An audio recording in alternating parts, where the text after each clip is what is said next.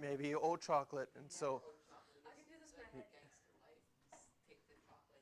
If you got the last one wrong. First of all, so now this has a negative fraction in there, and we're going to deal with integers. First of all, to know something about negative fractions, so I have negative 3/4. That negative is the same as putting the negative on the top of our fraction, and so we're going to think of it as negative 3 divided by 4. So the first thing we're going to do is just think about rewriting this as negative 3 divided by 4 plus 7 over 8. And all of the same things we did with adding and subtracting happen here. We still need a common denominator. -3. Is there a -3? So here, negative 3/4, I'm going to write as negative 3 divided by 4. Where's the negative sign? This here? Wait, we have to divide. You can't. How do we know if it's, like, which side is negative? Because it's like right in the middle. It is right in the middle. And in fact, in math, when you have a negative fraction, you could write that negative with the number on the top, or you could write it with the negative on the bottom. It's either in front with the number on the top or the number on the bottom. And if you type any one of those three into your calculator will say negative 0.75 every single time. They're all the same. For us, yeah, we're allowed to use calculators on tests, but you're going to have to show your work. So it's going to require that you know. And there will be some, like your quiz on Tuesday, will be without a calculator. But I won't have any big numbers like 41 times 39. Anybody got the answer? Not yet? 41 times 39? No? You got it? Yeah. If it's because a fraction is a percentage out of a whole, right? Yeah.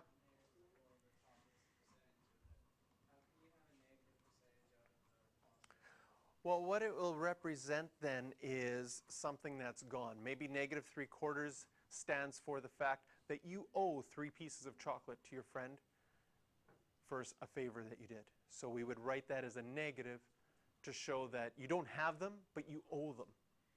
And then all of a sudden you owe 3 pieces out of 4 of a chocolate bar, and all of a sudden you find underneath your pillow in the morning, because you lost your tooth fairy left you 7/8 of a chocolate bar. Okay? And you're like, perfect, I've got 7 new pieces of a chocolate bar out of 8. Do I have enough to pay my friend back? I was Sean Falcon. Yes, you do. Okay? So what we need to do to figure that out is get a common denominator. Yes? Yeah. Now, what is a common denominator between 4 and 8? 24. 24 would work, yes. Is that the smallest one? 32 would work, but that's bigger than 24. 24, yeah, 24 works. 32. 8 is the smallest one. Yes, you may. So if I use 8, this one will stay the same. What would I have to multiply the 4 by to get 8? 2. So I have to multiply the negative 3 by 2 as well. That'll give me 8. What is 2 times negative 3? Oh. 2 times negative 3? Negative 6. -6. So when you owed your friend 3 pieces out of 4, it's the same as owing your friend 6 pieces out of 8. So you're lucky the tooth fairy left you 7/8 of a piece. What are the tooth fairy thinking eating one of those pieces of chocolate? And so you give those 6 pieces back to your friend, and you're left with, what is negative 6 plus 7? 1. You're still left with 1 piece so that your new adult tooth can get rotten and you can get a cavity. The tooth fairy is not going to be on your test, no.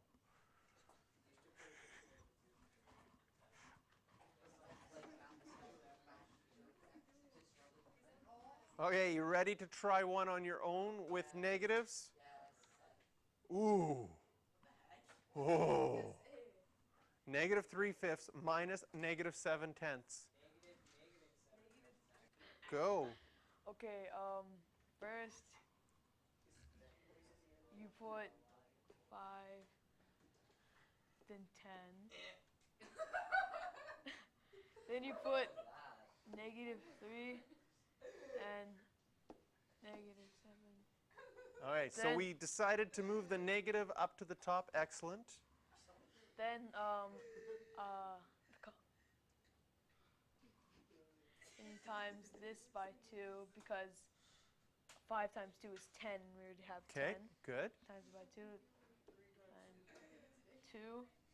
So that would be negative 6 over 10 Okay. minus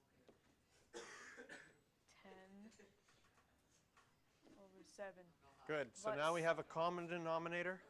But since there's 2 negatives, you add. Okay. So it would be minus 6 over 10 plus minus 7 over, It'll just be 7 over 10. yeah, 7. And your answer is 1 over 10. Woohoo! I was off. Okay. I'm going to start with negative 1/3 minus 3/5, and I'm going to say my common denominator is going to be 15. So I need to multiply this by 5 and this by 5. That will give me negative 5 over 15 is the same as negative 1 over 3. And over here, I'm going to need to multiply this by 3 and this by 3. And I get 9 over 15.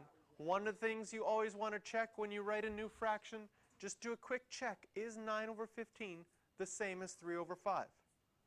Does this one reduce to that? Yes, it does, so you know you're on the right track. And we're subtracting, so we have a subtraction sign in between. Now we have to think of our integers. Now that we have a common denominator, we have to add or subtract the tops. And if I have negative 5 and I minus 9, if you're having trouble with this, again, think of your number line. Negative 5 is starting here. Minus is going back this way, 9. Where are you going to end up? Negative 14 over 15. And there's our final. Okay. So there's the answer